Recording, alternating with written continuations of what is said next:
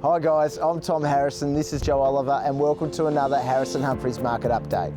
Thanks Tom, and what a great time to be here. The sun is out, there's finally some supply coming in for those of you who've been looking over the winter. Yes Joe, things have really loosened up with the supply-demand ratio shifting a bit, and there's definitely more to choose from than what there was during the shortage over the winter.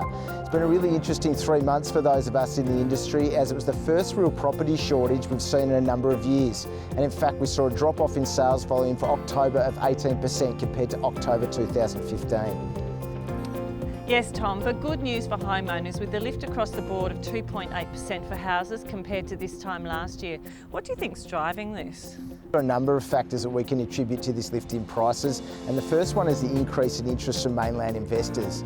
A resurgence in the food and agricultural sectors, news of the university potentially moving, and talk of development in the city has definitely spread to those investors who are having to broaden their search away from the mainland capitals due to the low yields. With reports such as Terry Ryder's hotspotting identifying Launceston as a 5-star growth market, combined with the cheap money currently on offer, we've become accustomed to interstate interest on the back of these influences. Yes, 12 months ago there was next to no interstate inquiry, but we were really seeing waves of mainlanders coming into the market and competing with the locals for property that offers a decent yield and potential for capital growth.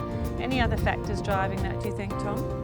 Look, another part of the market that's seen a shift in the past 12 months is the activity at the top end. Look, Joe, you've had a fair bit of involvement in some of these sales. What have you been seeing? It's interesting to note that there have been 12 $1 million plus residential sales in Greater Launceston over the past 12 months, compared to 14 over the previous 2 years, with 6 of these 14 sales being the penthouse apartments at the Charles.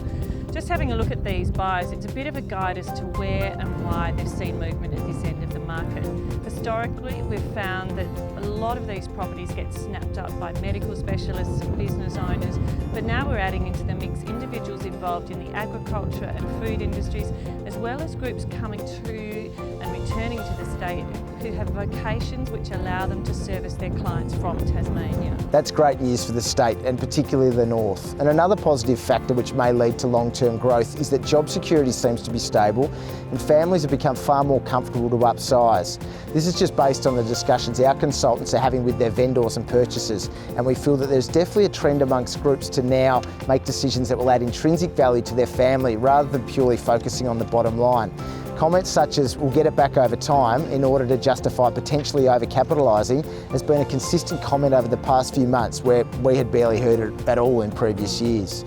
To me, this seems a reasonable indicator that there is more prosperity and surplus cash in the local market. Well, some really positive signs for homeowners and now buyers with some recent stock relief. Internally, we've had a great listing month, and so hopefully we'll be seeing those of you who have been looking for property at one of our open homes. Yes, Joe, and also internally you were the lucky winner of the Red Ferrari, having an absolute blinder of a month, being involved in 6 very big sales, so well done. Yes, and as mentioned, it was a good month for the sales team with around 25 listings on the board. Hopefully this is a sign of things to come in the new year. See you again next month.